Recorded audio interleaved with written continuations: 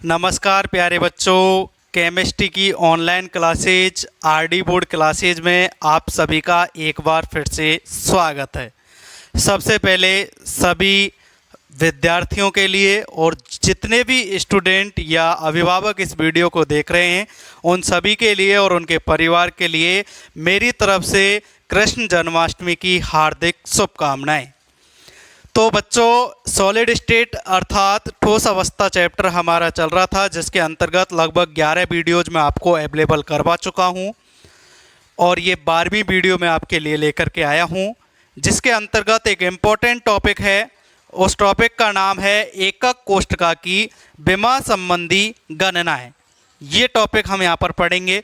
इस टॉपिक का महत्व क्या है? इस टॉपिक का जो महत्व है वो है आपकी बुक के पीछे जो कुछ क्वेश्चंस दे रखे हैं, जो कि बड़े क्वेश्चन हैं, एज ए निबंधात्मक आप उन्हें बोल सकते हैं, लघुत्रात्मक से बड़े। उन क्वेश्चनों को सॉल्व करने के लिए एकक कोष्ठका की विमा संबंधी गणना हमें आना चाहिए। एक फॉर्मूला होता है घनत्व का, D बराबर Z गुणा M अपॉन NA इंटू ए क्यूब। ये सूत्र हम किस प्रकार से व्युत्पन्न करते हैं और इस सूत्र के आधार पर जो पीछे क्वेश्चंस दिए हुए होते हैं वो क्वेश्चंस सॉल्व किए जाते हैं। इसीलिए इसी उद्देश्य से, इसी ध्येय से कि आप बुक के पीछे के क्वेश्चन सॉल्व कर सकें, मैं उन क्वेश्चनों को सॉल्व करके भी यहाँ पर आपको दिखाने वाला हूँ। इसलिए इस वीडियो को आप अंत तक जरूर देखें। वीडियो बहुत ही इम्पोर्टेंट और रोमांचक होने वाली है, इसलिए इस वीडियो को आप लास्ट तक देखें। साथ ही वीडियो को लाइक करें। चैनल पर पहली बार विजिट कर रहे हैं तो चैनल को सब्सक्राइब जरूर करें। तो प्यारे बच्चों, आपका टाइम खराब ना करते हुए स्टार्ट करते हैं आज की वीडियो।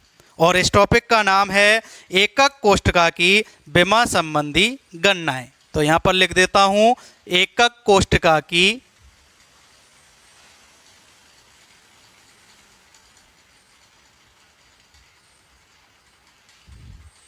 विमा संबंधी गणनाएं।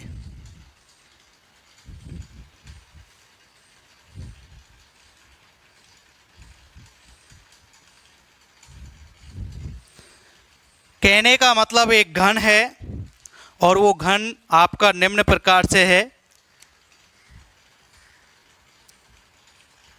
इस घन में बहुत सारी चीज़ें आप पहले से जानते हो, जैसे घन की भुजा ए हो गई, घन का आयतन ए क्यूब हो गया। ये सारी चीज़ें आपको पहले से आती हैं। ठीक है प्यारे बच्चों, ये घन है। इस घन की जो भुजा होती है वो क्या होती है? ए होती है। और इसका जो वॉल्यूम आयतन होता है वो क्या होता है? ए क्यूब होता है। साथ में प्रभावी कणों की संख्या, जिसे अपन n से दर्शा रहे थे, उसे अपन z से भी दर्शा सकते हैं।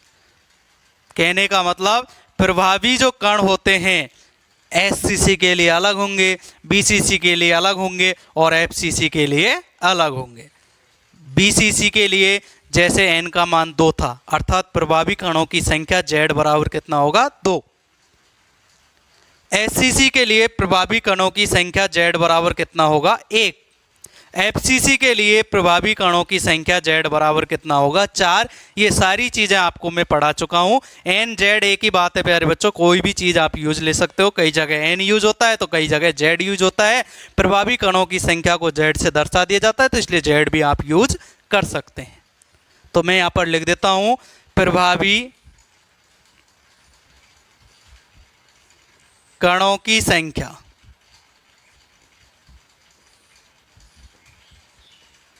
और वो होता है z। क्या होता है प्यारे बच्चों? z। SCC के लिए इसका मान होता है 1, BCC के लिए इसका मान होता है 2 और FCC के लिए इसका मान होता है 4। ये चीज़ आपको आनी चाहिए, आती भी होगी क्योंकि कई दफ़ा हमने इसको बताया है। जब अपन ने पहली बार पढ़ा था एकक कोष्ठका में अवयवी कणों की संख्या, प्रभावी अवयवी कणों की संख्या, प्रभावी कणों की संख्या, तब हमने बताया था। उसके साथ साथ संकुलन क्षमता जब हमने ज्ञात की थी, चाहे SCC की, चाहे BCC की, चाहे FCC की, तो वहाँ भी हमने n का मान अर्थात प्रभावी कणों की संख्या z कह लो या n कह लो, बात एक ही है।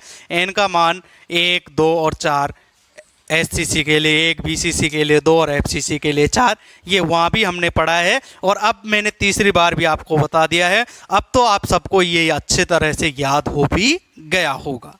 ठीक है, अब जो हम टॉपिक पढ़ रहे हैं एकक कोष्ठका की विमा संबंधी जो गणना है उसको आगे बढ़ाते हैं, और जो फॉर्मूला घनत्व का हमको व्युत्पन्न करना है वो किस प्रकार से व्युत्पन्न होता है वो सारी चीज़ें हम यहाँ पर आपको वीडियो में पढ़ाते हैं। तो एकक कोष्ठका का जो द्रव्यमान होगा प्यारे बच्चों, वो एकक कोष्ठका का जो द्रव्यमान होगा वो प्रभावी कणों की संख्या और एक जो कण होगा उसके द्रव्यमान के गुणनफल के क्या होगा, बराबर होगा। ठीक है ना। तो अपन लिखेंगे एकक कोष्ठका का द्रव्यमान। यहां पर मैं लिख लेता हूं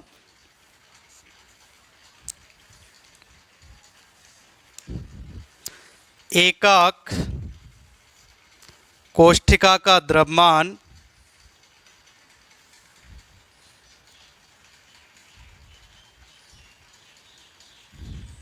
बराबर एकक कोष्ठका का क्या बराबर बच्चों, द्रव्यमान।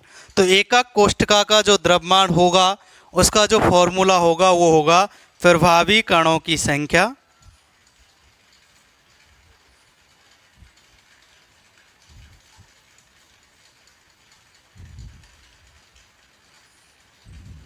Z, प्रभावी कणों की संख्या Z मल्टीप्लाई बाई एक कण का द्रव्यमान।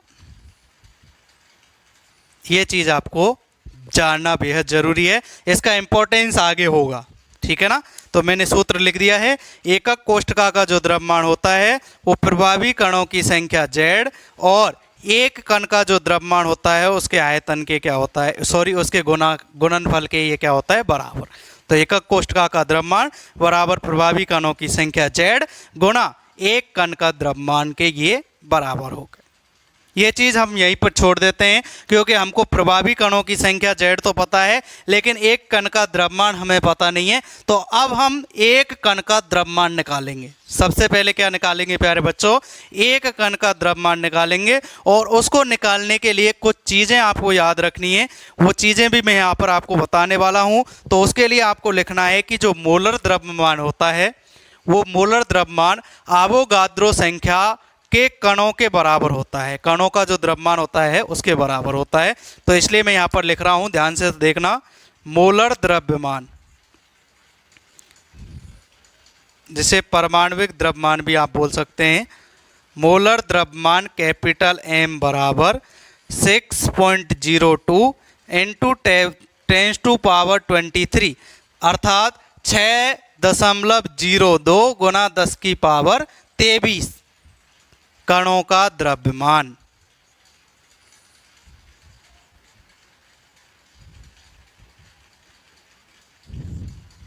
कहने का मतलब 6.02 गुना 10⁻23 कणों का जो द्रव्यमान होता है वो एक मोलर द्रव्यमान के क्या होता है प्यारे बच्चों, बराबर होता है।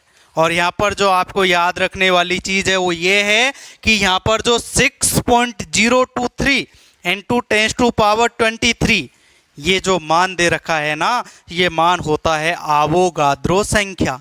तो कहने का मतलब आवोगाद्रो कणों का जो द्रव्यमान होगा वो किसके बराबर होगा, एक मोलर द्रव्यमान के बराबर होगा। इसलिए मैं लिख सकता हूँ 6.023 10⁻23 की जगह अपन क्या लिख सकते हैं, आवोगाद्रो संख्या Na।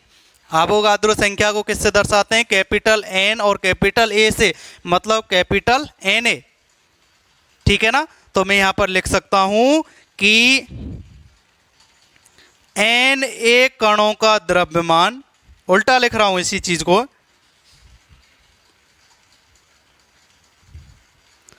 वो किसके बराबर है प्यारे बच्चों, मोलर द्रव्यमान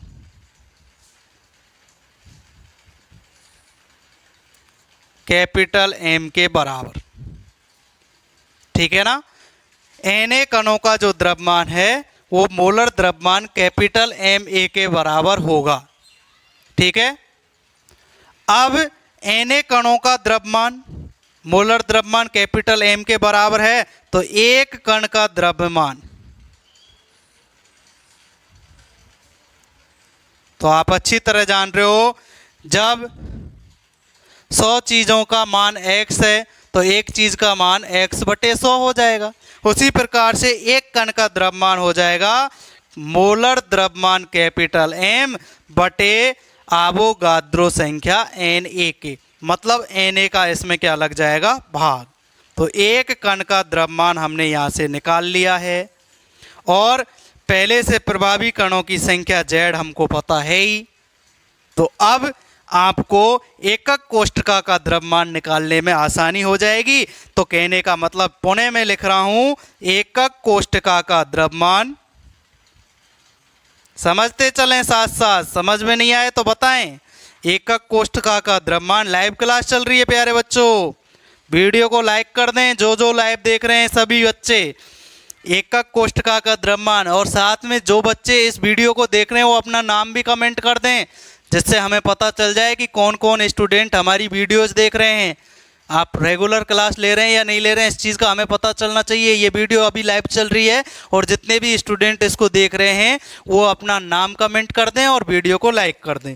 तो एकक कोष्ठका का जो द्रव्यमान है वो प्रभावी कणों की संख्या कितना प्यारे बच्चों, Z गुणा एक कण का द्रव्यमान, और एक कण का जो द्रव्यमान है वो कैपिटल M अपॉन किसके बराबर आ गया, Na के बराबर आ गया। ये बहुत ही इंपॉर्टेंट चीज़ आपके सामने मैंने हल कर ली है, लेकिन अभी कंप्लीट हल नहीं हुआ है, अभी आगे भी हमें हल करना है। लेकिन ये एक इम्पॉर्टेंट चीज़ है, इसलिए इसको मैंने बड़े कोष्ठक में बंद कर दिया है कि एकक जो कोष्ठका का द्रव्यमान है वो Z गुणा कैपिटल M अपॉन किसके बराबर हो गया, Na के बराबर हो गया। जहाँ पर Z प्रभावी कणों की संख्या और कैपिटल M मोलर द्रव्यमान, परमाणविक द्रव्यमान, और Na आवोगाद्रो संख्या जिसका मान 6.02 गुणा 10⁻23 होता है, अर्थात 6.023 इंटू 10⁻23 होता है, वो ये हो गया। लेकिन अब हमको आगे बढ़ना है और हमें घनत्व निकालना है प्यारे बच्चों। क्या निकालना है, घनत्व। घनत्व के लिए हमें द्रव्यमान पता होना चाहिए, जो हमने निकाल लिया है एकक कोष्ठका का द्रव्यमान, और साथ में ही एकक कोष्ठका का आयतन पता होना चाहिए। और आप सबको पता है कि घनीय जो एकक कोष्ठका होती है उसका जो आयतन होता है वो क्या होता है, भुजा क्यूब, अर्थात स्मॉल a क्यूब।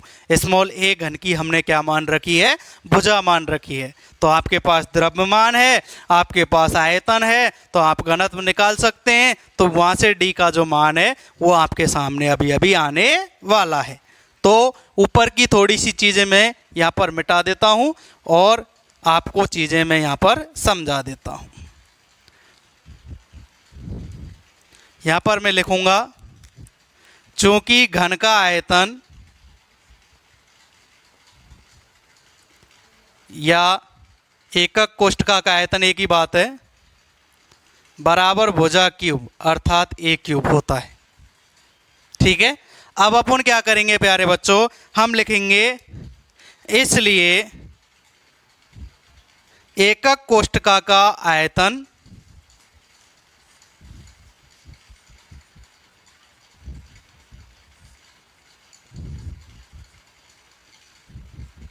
बराबर एकक कोष्ठका का द्रव्यमान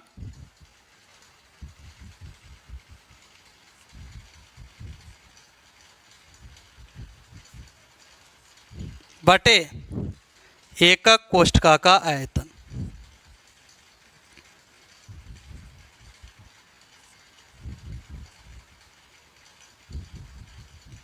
ये चीज़ मैंने यहाँ पर लिख दी है।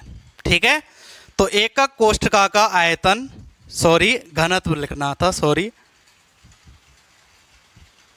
एकक कोष्ठका का घनत्व बराबर एकक कोष्ठका का द्रव्यमान बटे एकक कोष्ठका का आयतन। ये घनत्व है। घनत्व को दर्शाते हैं स्मॉल d से, बराबर एकक कोष्ठका का द्रव्यमान ये रहा कैपिटल Z गुणा कैपिटल M अपॉन Na, और बटे में एकक कोष्ठका का आयतन जो कि क्या है, a क्यूब।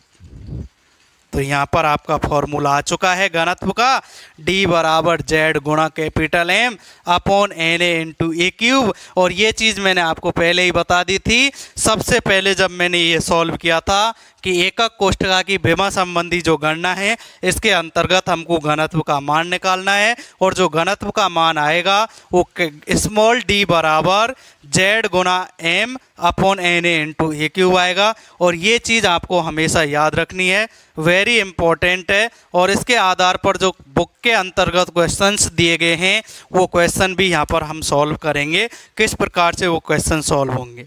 ठीक है ना प्यारे बच्चों। तो सबसे पहले ये चीज़ आपको समझना बेहद ज़रूरी था। तो मैंने आपको सबसे पहले बताया कि जो अपन जो एकक कोष्ठका का जो घनत्व निकालेंगे उससे पहले हमें जो एकक कोष्ठका का द्रव्यमान आना चाहिए। और एकक कोष्ठका का द्रव्यमान के लिए मैंने बताया प्रभावी संख्या, परमाणुओं की प्रभावी संख्या, अभी कणों की प्रभावी संख्या गुना एक कण के द्रव्यमान के बराबर होता है, जो एकक कोष्ठका का द्रव्यमान होता है। तो वहाँ से हमने एक कण का द्रव्यमान निकाला, और एक कण का द्रव्यमान निकालने के लिए मैंने बताया कि मोलर द्रव्यमान कैपिटल एम बराबर होता है आवोगाद्रो संख्या के कणों के द्रव्यमान के बराबर, अर्थात 6.02 गुना 10 की पावर 23 कणों का जो द्रव्यमान होगा वो एक मोलर द्रव्यमान के बराबर होगा। ठीक है, तो उस चीज़ को मैंने ऐसे लिख दिया, जो 6.02 इंटू 10⁻23 था वो आवोगाद्रो संख्या थी, तो उसकी जगह मैंने Na लिख लिया। तो Na कणों का जो द्रव्यमान है वो किसके बराबर है, मोलर द्रव्यमान कैपिटल एम के। तो एक कण का जो द्रव्यमान होगा वो कैपिटल एम अपॉन क्या हो जाएगा, Na। तो यहाँ से एकक कोष्ठका का द्रव्यमान प्रभावी कणों की संख्या गुणा एक कण का द्रव्यमान m अपॉन Na, तो m अपॉन Na से गुणा करा दिया।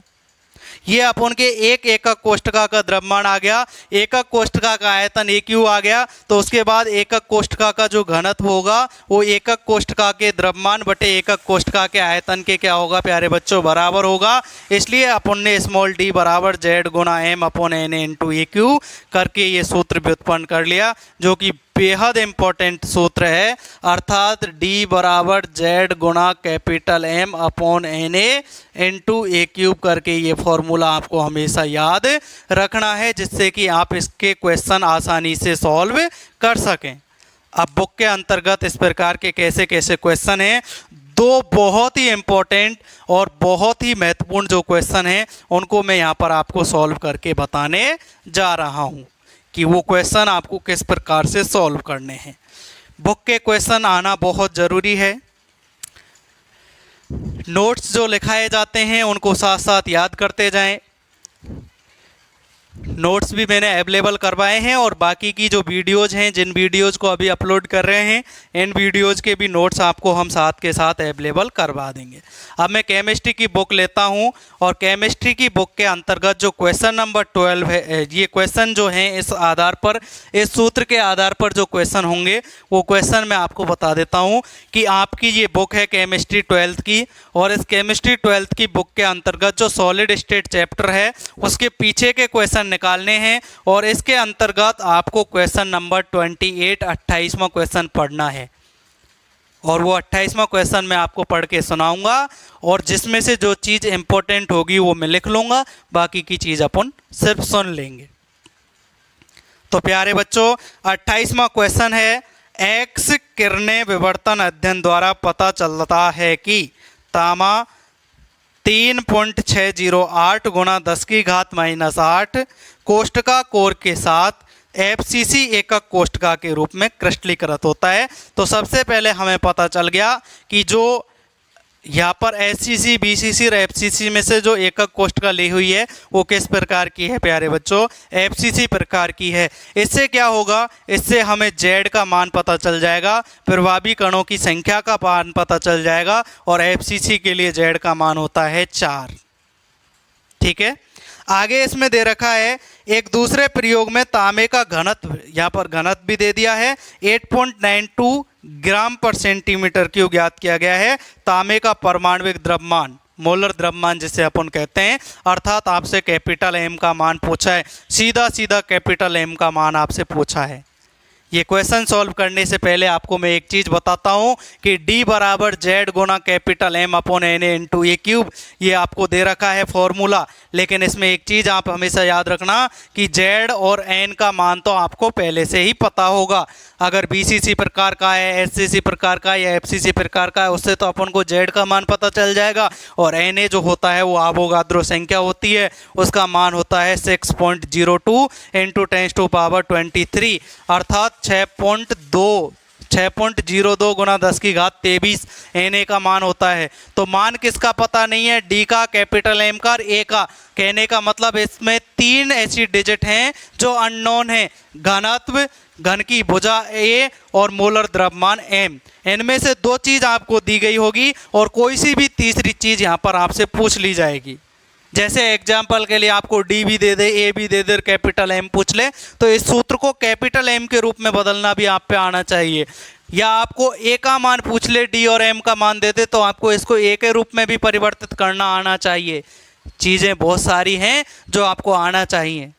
तो प्यारे बच्चों, क्वेश्चन किस प्रकार सॉल्व किया जाता है? 28 जो क्वेश्चन है उसको मैं आपको यहाँ पर मैंने पढ़ के तो आपको सुना दिया है, लेकिन सॉल्व किस प्रकार से करना है ये मैं आपको बता देता हूँ। ये बुक का क्वेश्चन है आपका, और बुक के अंतर्गत ये 28वें नंबर का प्रश्न है। और इस 28वें नंबर के प्रश्न को किस प्रकार से सॉल्व करेंगे, आपको पता चल गया कि क्वेश्चन के अंतर्गत आपसे पूछना क्या चाहता है। वो कैपिटल एम का मान पूछना चाहता है। लेकिन उसके लिए अगर कैपिटल एम का मान पूछना चाहता है तो ए का मान और डी का मान हमें पता होना चाहिए कि नहीं होना चाहिए? होना चाहिए।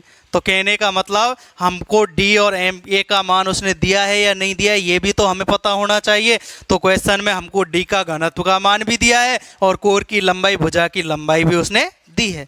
तो सॉल्व करने में हमें कोई आपत्ति नहीं है। तो जो दिया है उसको लिख लीजिए। उसके अंतर्गत ए का मान उसने दिया है और ए का मान आपके लिए दे रखा है प्यारे बच्चों, इसने 3.608 एंड 3.608 गुणा 10 की पावर -8, ये यहाँ पर आपको कोर की लंबाई ए का मान दे रखा है। ठीक है। उसके साथ साथ आपको डी का मान भी उसने दिया हुआ होगा, और डी का मान हो गया प्यारे बच्चों यहाँ पर 8.92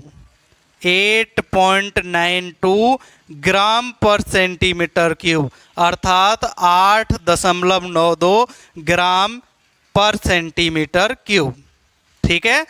अब आपको ये किस प्रकार का है प्यारे बच्चों? एफसीसी प्रकार का है। किस प्रकार का है? एफसीसी प्रकार का है। इसलिए जेड का मान आपको पता चल गया, कितना हो गया? 4। और साथ में ही एनए का मान आपको पता है कि एनए का मान जो होता है वो 6.02 गुणा 10 की पावर कितना होता है? लगभग 23। ये सारी चीज़ें आपके पास आ चुकी हैं। आपको मान किसका निकालना है प्यारे बच्चों? एम का। उसके लिए सूत्र आपको पता है, डी बराबर जेड गुणा capital M upon N A into A cube. ठीक है। आपको m का मान निकालना है। इसके नीचे माना मैंने a मान लिया, इनको वज्र गुणा करा दो। तो वज्र गुणा कराओगे तो z गुणा m को 1 से गुणा कराएंगे तो z गुणा m ही आएगा, और ये गुणा हो गया d गुणा एन ए गुणा ए क्यूब। यहाँ से मान किसका निकालना है? m का। तो गुणा की चीज़ चली जाती है प्यारे बच्चों भाग में, इसलिए इसको अपन दे देते हैं भाग के अंतर्गत, और भाग के अंतर्गत इसका मान जो होगा वो हो जाएगा बटे में क्या प्यारे बच्चों? z। ठीक है ना। ये बटे में z आ गया। तो यहाँ से जो कैपिटल m का मान अपन निकालेंगे, सबसे पहले d का मान, और d का मान है 8.92 गुणा na का मान।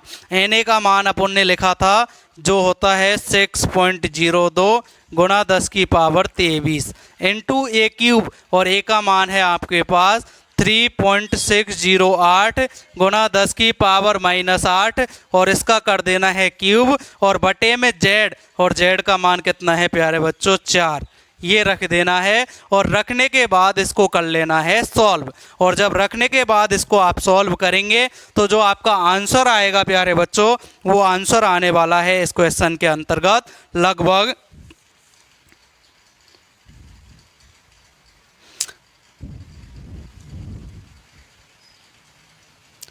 6 63.1 ग्राम पर मोल इसका क्या आ जाएगा, आंसर आ जाएगा। इसको जब आप सॉल्व करोगे तो 63.1 ग्राम पर मोल इसका आंसर आ जाएगा। कैपिटल M बराबर 63.1 ग्राम पर मोल इसका यहाँ पर आ जाएगा आंसर। ये कैसे आया, रफली मैं आपको यहाँ पर समझा सकता हूँ कि इसको आप कैसे सॉल्व करोगे। मान तो आप डिजिट में रख ही दोगे, जो चीज़ आपसे पूछी है उसका मान आप रख ही दोगे, और जो चीज़ आपसे नहीं पूछी गई है उनका मान रख दोगे जो पूछा है उसके अंतर्गत। तो यहाँ पर देखो 8.92 इंटू 6.02 गुना 10 की घात 23, 3.608 गुना 10 की घात -8 का क्यूब। तो सबसे पहले इस क्यूब को सॉल्व करना है, तो 3.608 गुना 3.608 गुना 3.608 3 बार गुना कराना है इनको, और 10 की पावर -8 को 3 से गुना कराएंगे तो 10 की पावर 8 दिया हो जाएगा 24, 10 की पावर -24 हो जाएगा। यहाँ पर प्लस का 23 है, ठीक है ना, तो या तो उसको माइनस का 23 कर लो या इसको प्लस के 23 को प्लस का 24 कर लो, जिससे ये आपस में कट जाएं और बाकी का जो बचेगा उसको गुना करा के उसमें 4 का भाग दे देंगे। तो 63.1 ग्राम पर मोल इसका क्या आ जाएगा प्यारे बच्चों, आंसर आ जाएगा। इस प्रकार से क्वेश्चन यहाँ पर क्या कर लिए जाते हैं, सॉल्व कर लिए जाते हैं। मुझे उम्मीद है ये क्वेश्चन भी समझ में आया होगा और इसका आंसर भी आपको समझ में आ गया होगा। एक बार देखें, 2 बार देखें, जितनी बार में आपको समझ में आए ये क्वेश्चन आप जरूर देखें। अब ये तो इस सूत्र के आधार पर क्वेश्चन हो गया। एक क्वेश्चन और मैं आपको इम्पोर्टेंट बताना चाहता हूं, जो संकुलन क्षमता हमने निकाली थी। संकुलन क्षमता से पहले हमने जो SCC, BCC, FCC प्रकार के जो एकक कोष्ठक पढ़ी थी, उनके अंतर्गत एक क्वेश्चन होता है जो बहुत ही इम्पोर्टेंट है। कई बार वो क्वेश्चन पूछ लिया जाता है एग्जाम के अंतर्गत। वो क्वेश्चन किस प्रकार से हमको सॉल्व करना है और किस प्रकार से वो क्वेश्चन पूछा जाता है, तो उसके लिए मैं आपको बता देता हूँ। आपकी बुक का एक 23वें नंबर का क्वेश्चन है, 23 नंबर का। 23 नंबर का जो क्वेश्चन है वो क्या है वो मैं आपको यहाँ पर बता देता हूँ एक बार। 23 नंबर का ये क्वेश्चन है, और ये जो 23 नंबर का क्वेश्चन है वो निम्न प्रकार से है। एक घनीय ठोस 2 तत्वों P और Q से मिलकर बना है। 2 प्रकार के तत्व हैं उसमें P और Q। घन के कोणों पर Q परमाणु और अंतः केंद्र पर P परमाणु स्थित है। इस यौगिक का सूत्र क्या होगा, इस यौगिक का आपको सूत्र ज्ञात करना है। तो सुने प्यारे बच्चों, इस क्वेश्चन को कैसे सॉल्व करना है। आपको क्वेश्चन में दिया क्या है, सबसे पहले समझें कि एक जो घन है वो आपके 2 तत्वों से मिलकर बना हुआ है, P और Q से। किससे मिलकर बना है, P और Q से। इसमें क्लियर दे रखा है जो Q है वो घन के किस पर है, कोणों पर उपस्थित है। Q जो है वो घन के किस पर उपस्थित है, कोणों पर उपस्थित है, और P है वो घन के केंद्र पर उपस्थित है।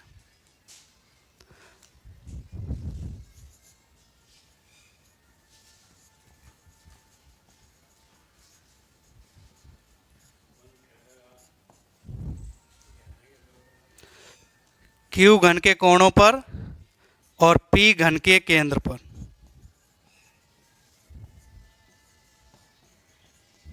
ठीक है, तो घन के कोणों पर, घन के कोणे कितने होते हैं 8, उसका कितना हिस्सा काम आता है 1/8, सॉल्व करेंगे तो 1।